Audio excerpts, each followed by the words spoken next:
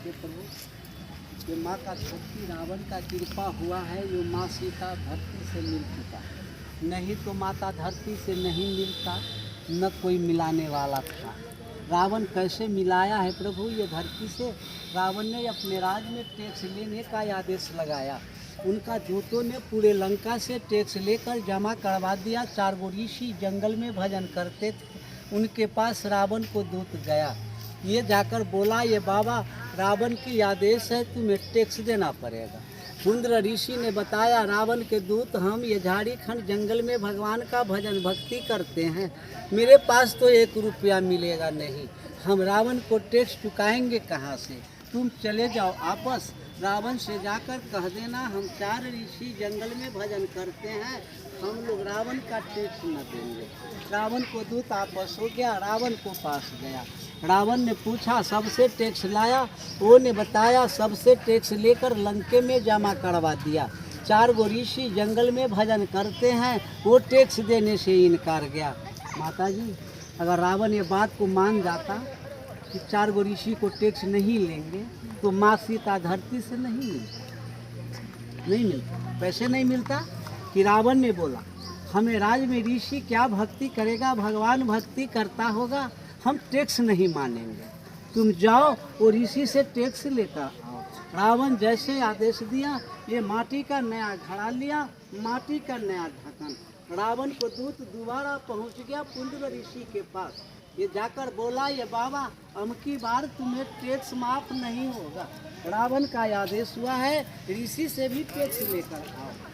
इंद्र ऋषि ने कहा, रावण के दूत तेरे कहना भी ठीक है, रावण को राज में बसे हैं, रावण जो कहेगा वो काज करना पड़ेगा, आओ हम रावण को टैक्स चुकाते हैं। रावण को दूत बाबा को नजदीक में गया, अपने हाथ से बाबा अंगुली फिरकर घड़ा में खून दे दिया माता जी। दूसरी बाबा लंग गया, वो भी दे दिया। तीसरी बाबा लंग गया, वो भी दे दिया। चौथे बाबा लंग गया, वो भी देकर, चौथे बाबा का नाम खर्कमुनि ऋषि हैं। खर्कमुनि ऋषि ने समझाया रावण के दूत, मेरी बात अब तू सुन लो, ये घड़ा ढक्कन लगाकर बंद कर देते हैं, अब ये तू घड़ा उठाओ, रावण के पास जाओ, रावण से कह देना ये घड़ा रावण को विनाश कर दे। भाषा समझ रही है ना माता जी? रावण को दूत ये शराब की घड़ा उठाया, मुड़ी पड़क कर रावण को दिशा चल दिया। ये जाते जाते कुछ दूर इधर थे, रावण बंगला पर बैठे थे, उनका जुली से नजर आया है, रावण हो मन हुलासा।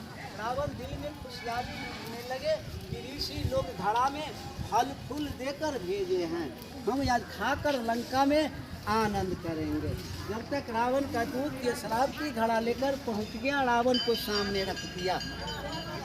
रावण ने पूछा, तुम घड़ा में क्या लाया है? वो ने बताया, प्रभु घड़ा में कुछ नहीं है, इसमें सुंदर सामान है। रावण ने बोला, क्या सुंदर है बताओ? वो ने बताया, 4 साधु अंगुली चीरकर घड़े में खून डाल दिया, चौथे साधु ढक्कन लगाकर बंद कर दिया। वो हमें समझाया, रावण के दूत ये घड़ा उठाओ, रावण के पास जाओ, रावण से कह देना ये रावण का विनाश कर दे। जैसे रावण विनाश का नाम सुना, ये भगवान से प्रार्थना करना शुरू कर दिया कि हे प्रभु, अब ये घड़ा को हम क्या करें? ऋषि शराप देकर घड़ा लंका में भेज दिया, रावण को सामने घड़ा रखाया है, अगर घड़ा लंका में गाड़ देते हैं तो रावण विनाश हो जाएगा। माता जी, अगर रावण घड़ा लंका में गाड़ता तो माँ सीता धरती से फिर भी नहीं मिलता, वो घड़ा तो यहाँ आता नहीं। रावण ने ये चीज़ पर विचार करने लगे, सोचने लगे कि हे प्रभु, अब ये घड़ा हम लंका में न गाड़कर किसी दूसरे को राज्य में गड़वा देते हैं, ताकि उन्हें विनाश कर देंगे, हम अपने बच जाएंगे जिंदा। रावण ने चीज पर विचार करने लगे। विचार करते हुए रावण का एक समय आ गया। बहुत दिन पहले की बात है, शंकर भगवान प्रवचन कर रहे थे। जो प्रवचन सुनने के लिए महाराज जनक पहुँचे थे, रावण पहुँचे थे।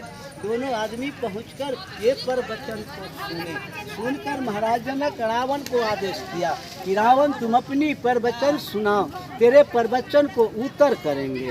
रावण ने प्रवचन महाराज जनक को सुना दिया। जनक महाराज उत्तर किया, वो धरती पर माता जी रावण हार गया। रावण हार गया तो महाराज जनक से सवाल लगाया कि महाराज जनक, अभी के युग में हमसे बड़ा कोई पंडित नहीं है, न कोई बड़ा ज्ञानी है। साधारण बात से जनक तुम ये धरती पर हरा दिया। याद करके रखो जनक, आज से हमें तुम्हें ये धरती पर दुश्मनी बैर पैदा हुआ, हम किसी भी मौका से तुमको पाएगा, ये धरती पर जनक बदला सधाएगा। वो दिन कहकर रावण आपस चला गया था लंका। आज माताजी रावण का याद आ गया है कि ये शराब की घड़ा ऋषि जो भेज दिया, ये जनक को राज में गड़वाते हैं, जनक को नुकसान कर देंगे, हम फायदा में बच जाएंगे। यही धरती है माताजी, ये तालाब का कोना देखिए। उस दिन ये तालाब नहीं है, शहर जमीन है, तमाम दुनिया जंगल है। रावण ने अपना रथ से भेजकर अपना दूत का रात में जमीन खोदवा दिया, जमीन के अंदर एक घड़ा को हलवा दिया, हलवा कर वापस चला गया। 12 साल के लिए माताजी ये धरती पर अकाल पड़ गया। जैसे सुनते हुईएगा माताजी कि महाराज जनक को राज में अकाल पड़ा तो हर चलाने का मौका महाराज जनक को मिला। यही समय आ गया है माताजी, महाराज जनक को राज में जब अकाल पड़ा, अन्न बिना पानी बिना पूरे मिथिला से प्रजा तो विदाई हो गया। कुछ प्रजा बचा महाराज जनक से महल जाकर बोले कि महाराज जनक इतनी बड़ी तेरे ये मिथिला राज है, आज तक तुम ये धरती पर कोई जग नहीं पूजा कर सके। महाराज जनक तुम धरती पर अपने हाथ से कोई जग करो, कोई पूजा करो, आकाश से बारिश उतारो, पृथ्वी से अनाज उपजाओ, प्रजा का जान बचाओ, मिथिला धाम का आगे बढ़ाओ। दुनिया वाले ने जानेगा कि महाराज जनक का ये मिथिला धाम भूमि है, नहीं तो मिथिला धाम का नाम बुता जाएगा महाराज जनक। जैसे महाराज जनक से प्रश्न किया, महाराज जनक कल जोड़ कर बोला, है प्रभु अवश्य आपकी बात का पालन शुरू हम कल से करेंगे।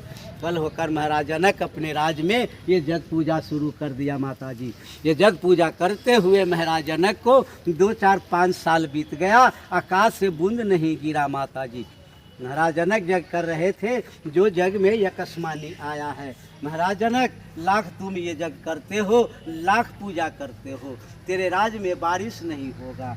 जैसे महाराज जनक को यकस्मानी मिला, बारिश नहीं होगा, बहुत बड़ा मन महाराज जनक को दुखी हो गया। महाराज जनक 2-4 मिनट समय लिया, ये बात को सोचने विचारने लगे।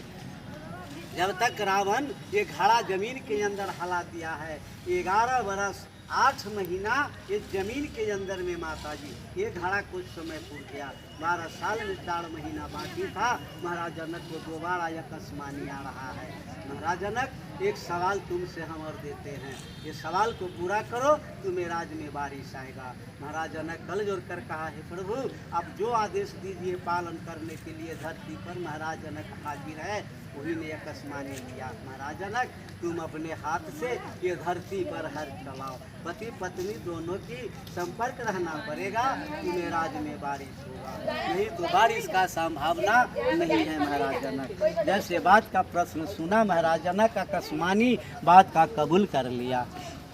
महाराज जनक ये जग समाप्त करके महल के पास पहुँचे हैं जनकपुर। फिर शाम का देवता ऋषि को बैठा करके ये बात को चर्चा किया कि हे देवता हे ऋषि, हम किस देश में जाकर किस धरती पर जाकर हर चलाऊँ। 64 कोस चौड़ाई है माताजी मिथिला धाम, उत्तरे दक्षिणे 64 कोस, पूर्वे पश्चिमे 96 कोस, उत्तर में हिमालय है, दक्षिण में गंगा, पश्चिम में गंडकी है, पूरब में कोसी नदी, बीच सेंटर ये मिथिला धाम सीता माँ का जन्म धरती है। 32 इधर 32 इधर 48 इधर 48 इधर। कोई देवता ऋषि महाराज जनक से प्रश्न नहीं बताया कि महाराज जनक तुम उत्तर में जाकर हर जोत दो, चाहे पूरब में जाकर जोत दो, चाहे दक्षिण जाकर जोतो, चाहे पश्चिम में जाकर जोतो, कोई नहीं बताया। महाराज जनक को फिर यकस्मानी आ रहा है। महाराज जनक तुम अपनी महल से 3 योजन पश्चिम चलो। जैसे 1 योजन का 4 कोस जमीन बनाया है माताजी, 3 योजन का 12 कोस जमीन जनकपुर से पश्चिम। सीतामढ़ी सुन रहे हैं, कोई सीतामढ़ी नहीं, तमाम दुनिया जंगल था। वो धरती पर महाराज जनक पहुँचे हैं।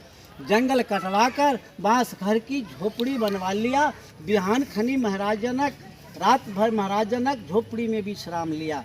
बिहान खनी अपने आदमी को आदेश दिया है जनकपुर से पश्चिम जलेसर है, वो जलेसर से जमीन नापी उठा कर ले आओ। जहाँ यह 12 कोस पूरेगा तुम आकर हमें खबर करना। महाराज जनक को आदमी नापी करके जलेसर से लाया है माता जी। ये धरती से 1.5 कोस जमीन अलग है, 12 कोस वहाँ पुर गया।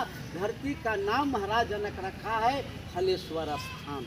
महाराज जनक झोपड़ी छोड़कर हलेश्वर स्थान पहुँचे हैं, कैंप गिरा दिया है। 88,000 ऋषि को बुलाकर महाराज जनक को धरती पर हलेष्टि जग शुरू कर।